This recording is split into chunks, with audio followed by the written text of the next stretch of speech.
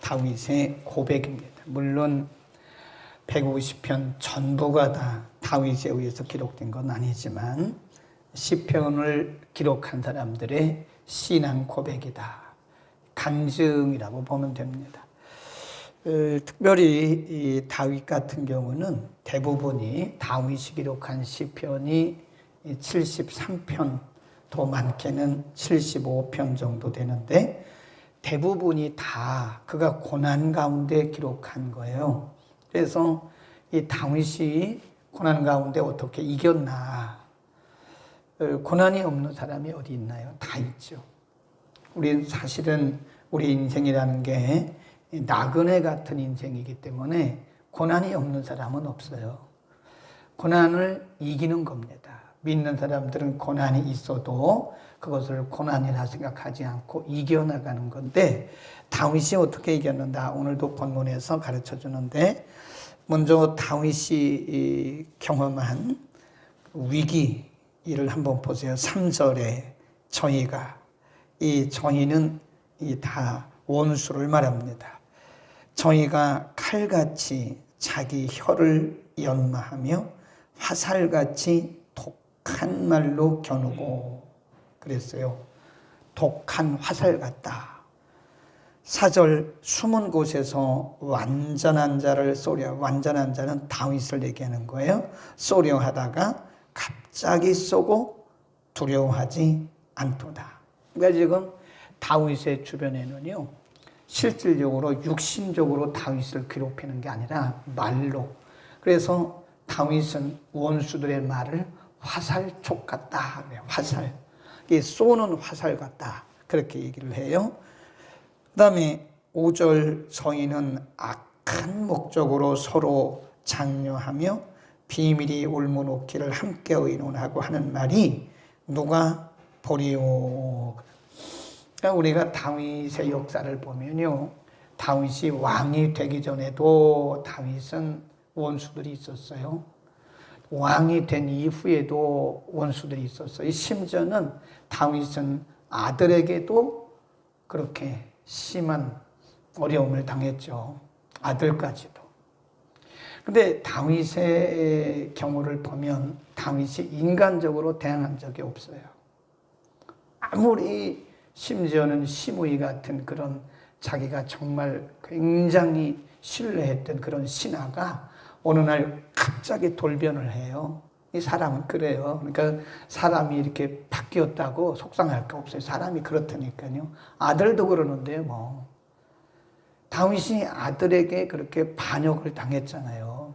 왕권 찬탈하려고 아들이 그렇게 했잖아요. 그리고 자기가 그렇게 신뢰했던, 신임했던 시므이라고 하는 그 신하가 다윗이 열세하고 압살롬이 우세하니까 압살롬에게 딱 붙어요. 이게 인간이에요. 그러니까 사람이 다 그럴 수 있다라고 우리가 인정을 해야지, 어떻게 그럴 수 있냐라고 생각하면 우리 자신이 상처를 많이 받아요. 그러니까 어쨌든 이 다윗에게는 이렇게 말로 쏘는 그런 원수들이 많았는데 이 중요한 것은 우리의 반응입니다. 반응. 믿음은 반응이다. 그래서 써놓으세요. 믿음은 반응이에요. 믿음은 이론이 아닙니다. 믿음은 반응입니다. 그래서 어떤 위기를 만났을 때 그 사람이 반응한 게 그 사람의 믿음이에요. 그러니까 평상시는 몰라요. 평상시는 다 뭐 이론적으로 다 알고 있는 거고 평상시는 머리로 다 알고 있는 거예요. 그런데 막상 위기를 만났을 때 그가 대처하는 능력, 그게 믿음이라고요. 대처하는 모습을 보면 그게 그 사람의 믿음의 본질이다. 그런데 지금 다윗은 어떻게 대처를 했느냐, 반응을 했느냐. 1절 하나님이요, 나의 근심하는 소리를 들으시고 원수의 두려움에서 나의 생명을 보존하소서. 이런 걸 보면 지금 다윗이 생명의 위협도 받고 있는 거예요. 그 원수들에게. 어쩌면 그 원수들의 손에 죽을 수도 있는 거죠. 생명의 위협을 받으면서 하나님이 이 원수들의 손에서 나의 생명을 구해달라고. 2절 읽습니다. 시작. 주는 나를 숨기사 행악자의 비밀한 꾀에서와 죄악을 짓는 자의 요란한 벗어나게 하소서. 요란으로부터. 그러니까 지금 다윗이 했던 반응은 하나님 앞에 기도하는 거죠. 근데 다윗뿐만 아니고요, 우리 믿음의 선조들을 보면 대부분이 어떤 위기를 만나면 다 하나님 앞에 나갔어요. 히스기야도 그랬잖아요. 히스기야도 아수르 군대가 18만 5천 명이 쳐들어오고 18만 5천 명이 실질적으로 이렇게 예루살렘을 다 둘러쌌어요. 그 바로 공격한 게 아니에요. 첫 번째 공격이 간첩을 보낸 거예요. 간첩.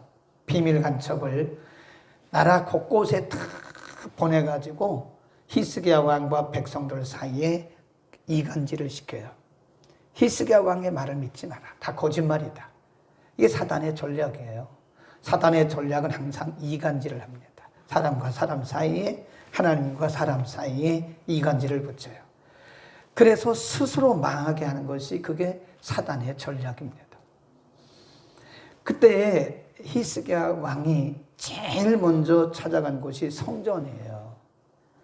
그 첩자들이, 간첩들이, 스파이들이 보낸 그 서신을 들고 하나님의 성전에 올라가서 놓고 하나님 보시옵소서. 하나님 앞에 간 거가 히스기야 왕의 믿음의 본질이에요. 그랬더니 하나님이 하루아침에 18만 5천 군대를 천사를 보내서 탁 송장으로 만들더라고요. 여기도 보면 다윗도 믿음으로 반응했다. 그 다음에 세 번째 단계가 뭐냐면 믿음으로 반응했으면 그냥 믿습니다 하고 끝나는 게 아니라 그 하나님의 행하실 일을 확신하는 거예요. 거기 보세요. 하나님의 승리를 그가 확신하고 있습니다. 7절 그러나 그다 줄로 봅시다. 7절 그러나 하나님이 정의를 쏘시리니 저희가 호련히 살에 상하리다. 아까 원수들은 뭘 쐈어요? 말로 화살을 쐈어요. 화살 같은, 아주 마음에 상처를 주는 화살 같은 그런 말을 했는데 지금 다윗은 뭐라고 했냐면 하나님이 쏘실 것이다. 하나님이 그 원수들을 쏘실 것이다. 네, 그러니까 원수의 화살과 하나님의 화살. 네, 다윗이 얼마나 그 영적 감각이 있어요. 우리가 시편이나 잠언을 볼 때는요, 그냥 막 읽어가지 말고 그때 사용하는 언어를 보세요. 언어. 그리고 여러분이 설교를 이렇게 들으실 때도요, 목사님이 사용하는 언어를 보세요. 언어. 그 언어 속에 그날 하나님께서 말씀하시려고 하는 어떤 의미가 함축되어 있어요. 말이라고 하는 것은 언어, 그 어휘, 단어 속에 어떤 의미가 부여되어 있는 거예요. 그러니까 지금 다윗이 그냥 시적인 표현을 한 게 아니에요. 원수들이 지금 화살같이 쏘고 있는데 그러나 환경을 바꾸죠. 이게 접속사라고 그러는데 완전히 앞에 문장과 뒤에 문장이 확 바뀌어요. 이게 다윗의 믿음입니다. 그가 말하기를 그러나 하나님의 화살이 원수를 쏠 것이다. 아멘. 얼마나 멋있다. 하나님이 쏘실 거다. 그렇게 그가 믿고 믿음으로 바라보는 거죠. 8절 이름으로 저희가 엎드러지리니 저희가 원수죠. 저희의 혀가 저희를 해함이라. 저희를 보는 자가 다 머리를 흔들리로다. 모든 사람이 두려워하여 하나님의 일을 선포하며 그 행하심을 깊이 생각할 것이다. 보는 사람들이 다 말하기를 하나님이 하셨구나 라고 이렇게 말한다는 거예요. 그런데요, 지금 1절, 2절에서 다윗이 하나님 앞에 기도했잖아요. 그리고 나서 8절 이하, 7절 이하 그러나 하나님이 이렇게 행할 것이라고 거기 보면 잘 보세요. 하나님이 저희를 쏘시리니 저희가 호련히 살에 상하리로다. 지금 현실적으로 상해 있어요? 안 상해 있어요? 안 상해 있어요. 영어 성경에 보면 다 will, 제가 줄을 그어 보니까요 5번도 더 나와요. 영어 성경에. They will, he will, I will, will이란 말은 앞으로 일어날 일들을 미리 생각하는 거예요. 아직 일어나지 않았어요. 아직 하나님의 응답이 아직 현실로 가시화되지 않았어요. 여러분, 우리가 하나님 앞에 기도한다고 해서 하나님의 응답이 하늘에서 뚝 떨어집니까? 하나님 그렇게 안 하세요. 만일 여러분이 하나님의 응답을 그렇게 생각한다면 매번 낙심합니다. 기도하고 낙심하고 기도하고 낙심하는 것은 내 생각과 내 시간에 하나님의 응답을 딱 맞춰놓기 때문에 그런 거예요. 여러분 그렇지 마세요. 하나님의 응답은 하나님의 때에 이루어지고 하나님의 방법으로 이루어지는 거예요. 가끔 우리는 우리의 시간표에다가 딱 맞춰 하나님 이때까지 응답해 주세요. 그것도 조금 무리이기는 합니다. 그것도 맞기는 맞는데 넓게 보면 그건 무리예요. 무리. 하나님이 그런다고 그 시간에 맞추는 건 아니거든. 물론 우리가 아주 낙심하고 힘들 때는 하나님이 어린아이같이 부르짖는 그 부르짖음을 보시고 우리가 원하는 시간에 딱 맞춰주실 때도 있어요. 그런데 대부분의 경우는 하나님의 시간에 일을 하세요. 하나님의 시간에 하나님의 방법으로 응답하신다. 그러니까 지금 다윗이 1절과 2절에서 이렇게 기도해 놓고요. 다윗에게 변한 게 아무것도 없어요. 그렇게 기도했는데 원수들은 여전히 화살을 쏘아대요. 말로 여전히 화살을 쏘아대고 바뀐 게 없어요. 그런데 지금 다윗은 믿음으로 보고 있는 거예요. 믿음으로 미래의 하나님이 응답하실 것을 보고 그렇게. 거기 보세요. 또 8절 이러므로 저희가 엎드러지리니 그랬어요. 거기도 보면 he will 그렇게 나와요. 저희의 혀가 저희를 행함이라. 저희를 보는 자가 다 머리를 흔들리로다. 이게 다 미래예요. 현재가 아닙니다. 앞으로 이렇게 될 것이다라고 믿음으로 지금 바라보고 있는 거예요. 그게 다윗의 믿음의 고백이지 현실적으로 지금 이루어진 것은 아무것도 없어요. 여러분, 믿음이라는 게 이겁니다. 바로. 그래서 아까 우리가 397장 찬송했잖아요. 믿음이 이기네, 믿음이 이기네. 주 믿는 사람 일어나. 그러니까 믿음으로 이기는 거지 실제로 우리가 기도한다고 해서 뭐 당장 뭐가 이렇게 변화되고 그런 경우는 있기는 있으나 그런 경우는 아주 극히 드물어요. 예. 하나님은 하나님의 때에 하나님의 방법으로 일하시는 분이시기 때문에 중요한 것은 우리가 믿음으로 바라보는 거예요. 믿음은 바라봄의 원칙입니다. 바라봄. 아브라함이 오죽했으면 나중에 그 아들 하나, 이상한 아들 하나 낳잖아요. 근데 사실은 아브라함의 생각은 아니었어요. 아브라함의 아내가 못 기다린 거예요. 못 기다려. 분명히 하나님께서 아브라함에게도 아들을 주시겠다고 말씀하셨고 하나님께서 아브라함과 말씀하시는 것을 부엌에서 사라가 다 들었어요. 사라도 알고 있었다. 하나님께서 아브라함에게 아들을 주신다고 하는 말씀을 하시는 것을 다 듣고 있었다고요. 2년이 가도 5년이 가도 10년이 가도 애가 안 생기니까 사라가 하는 얘기가 나는 틀렸다. 나는 틀렸으니까 저 내 여종 저 하가라고 동침해가지고 하나 낳으라고. 근데 그때 사실은 아브라함이 무슨 소리냐고 그렇게 말했어야 되는데 남성들은 대부분 여성의 말을 듣더라고요. 그러니까 들을 때는 들어야 되지만 또 안 들을 때는 듣지. 여기 흔들리고 누가 이 말한다고 여기 흔들리면 아브라함처럼. 아브라함의 가정에 언제부터 분란이 일어나기 시작한지 아십니까? 이스마엘 낳고 나서부터 아브라함의 가정에 문제가 생겼어요. 아브라함과 사라 사이에 분란이 없었습니다. 그러니까 이스마엘을 낳고 나서부터 그때 아브라함이 단연코 안 된다고 거절했어야 돼요. 나는 분명히 하나님이 내게 여러 번 말씀하셨기 때문에 나는 시간의 문제이지 하나님께서 하나님의 시간에 하나님의 말씀대로 아들 주실 것을 믿는다. 이러고서 그때 사라가 하는 말을 듣지 말았어야 돼요. 그런데 아브라함이 고분고분 사라의 말을 듣고 하갈하고 동침해가지고 낳는데 그게 이스마엘이에요. 그때부터 아브라함의 가정에 문제가 발생해요. 아니 하갈이라고 하는 여종이 말이요, 아들 하나 낳더니 막 이상해지는 거예요. 자기가 주인 노릇하는 거예요. 자기 주인 그냥 사라에게 막 대들고 아브라함에게 대들고 막 이러는 거예요. 그러니까 아브라함의 본부인 사라가 아브라함과 자꾸 갈등이 생긴 거예요. 여러분 여기서 잘 보셔야 돼요. 우리가 믿음으로 살지 않으면요, 갈등이 자꾸 생깁니다. 그러나 처음에 힘들더라도 믿음의 중심을 세우고 나가면요, 이런 갈등들은 다 해소되게 되어 있는 거예요. 그 이스마엘은 불신앙의 열매예요, 그게.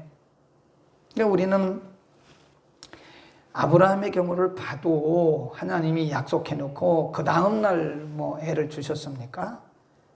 그게 몇 년 걸려요, 몇 년. 75세에 하란을 떠나와가지고 그가 아들을 낳기까지는요 25년 가까이 걸려요.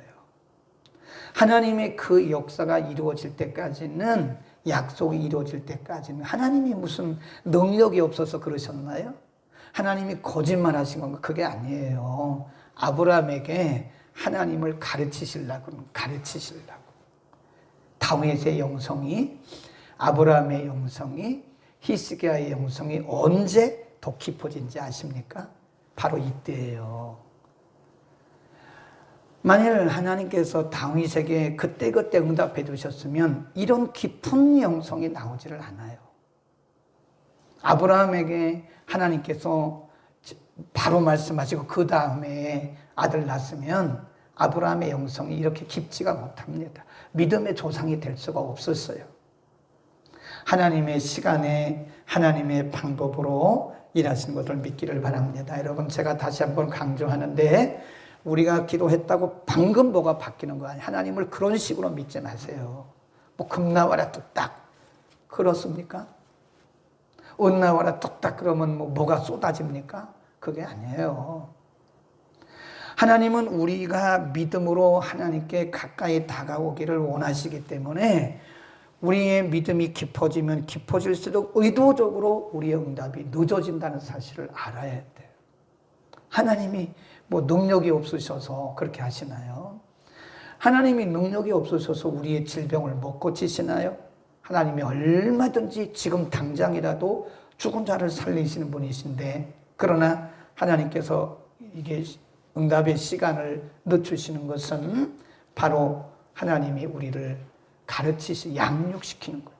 하나님이 누구신가를 한 단계 이렇게 가르쳐 나가시는 겁니다. 그러니까 여러분 기도를 무슨 막 겁나와라 뚝딱 이런 식으로 미신적으로 생각하지 마세요. 그건 미신이에요. 기도해놓고 뭐가 당장에 응답되는 것처럼, 응답 안 되면 막 그냥 좌절하고 이러면 그 사람은 지금 예수를 믿는 게 아니고 미신 믿고 있는 거예요. 제가 그래서 늘 얘기하잖아요. 이 샤머니스틱 크리스찬이티, 샤머니즘적 기독교인들이 많다니까요. 미신 믿듯이 예수 믿는 사람 그런 거죠. 그러나 이제는 우리는 다시 성경으로 돌아가서 성경적인 복음적인 믿음을 다시 가져야 됩니다. 그래서 묵묵히, 그러니까 지금 다윗이 묵묵히 기다리는 거예요. 그러나 10절에 보면 다윗이 간증하고 있잖아요. 10절 읽습니다. 시작. 의인은 여호와를 인하여 즐거워하며 그에게 피하리니 마음이 정직한 다 자랑하리로다. 여기도 보면 will이야. 다 will이에요. 의인이 누구예요? 다윗 자기를 얘기하는 거예요. 지금 원수들로부터 독한 화살을 맞고 있어요. 하나님 앞에 영혼의 그 아주 깊은 곳에서 우러나오는 기도를 1절, 2절에서 드렸어요. 그러나 현실적으로 바뀐 건 없어요. 원수들이 하나씩 떨어져 나가야 되는데 여전히 원수들은 화살을 쏘아대고 있어요. 그러나 그럼에도 불구하고 믿음으로 바라보는 거예요. 너희들 조금만 기다려라. 너희들 조금만 기다려라. 하나님의 화살이 너희를 쏠 거야. 그 믿음이 있는 거예요. 아멘. 우리는 하나님의 시간까지 묵묵히 기다리면서 바라보기를 바랍니다. 그 믿음이, 우리 397장 한번 다시 한번 봅시다. 이 가사의 내용이요, 얼마나 좋은지 몰라요. 우리 찬송을 부를 때 노래로 부르지 마세요. 우리의 고백으로 해야 되는 겁니다. 자, 우리 3절 한번 가사의 내용을 생각하면서 오늘 시편 64편 내용도 생각하면서 끝까지 이긴 사람은 이 부분 우리 3절만 한번 하고 기도하고 마치겠습니다. 끝까지 이긴 사람은 흰 옷을 입히고 또 영생 복을 주시니 참 기쁜 일 이 어두운 세상 지나서 어두운 세상 지나서 저 천성과도 주 예수 믿는 힘으로 주 예수 믿는 힘으로, 그렇습니다. 믿음의 힘으로 이기는 겁니다. 아멘. 믿음이 이깁니다. 믿음이 이기네.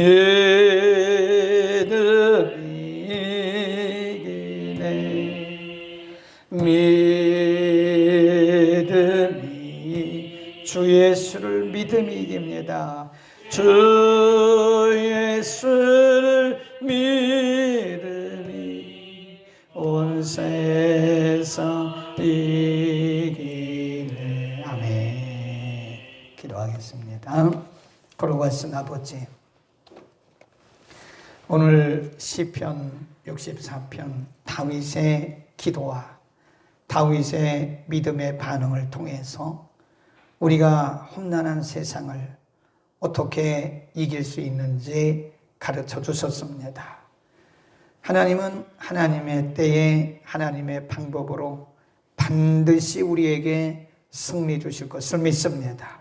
환경 때문에, 조건 때문에, 사람 때문에 기죽지 말게 하시고 우리의 믿음이 약해지지 말게 하시고 우리가 뒤로 물러가 침륜에 빠지지 말게 하시고 오늘 397장 찬송가처럼 믿음으로 하나님을 바라보며 주 예수를 믿는 그 힘으로 이 세상을 넉넉히 이겨나가게 하여 주옵소서. 하나님, 환경과 조건 때문에 연약한 우리 성도들, 오늘 믿음의 눈을 열어 여전히 역사하시는, 큰 힘으로 역사하시는 하나님을 바라보며 믿음의 고백이 우리 가운데 있게 하여 주옵소서. 많은 성도들이 어려움에 있습니다. 육신적으로, 물질적으로, 여러 가지 환경적으로 고통하고 어려움 당하는 우리 권속들, 하나님이 아침 말씀처럼 다윗에게 주신 믿음처럼 우리 모두에게 큰 믿음을 주소서. 넉넉히 이기고 간증하게 하여 주옵소서. 예수 그리스도의 이름으로 기도드립니다.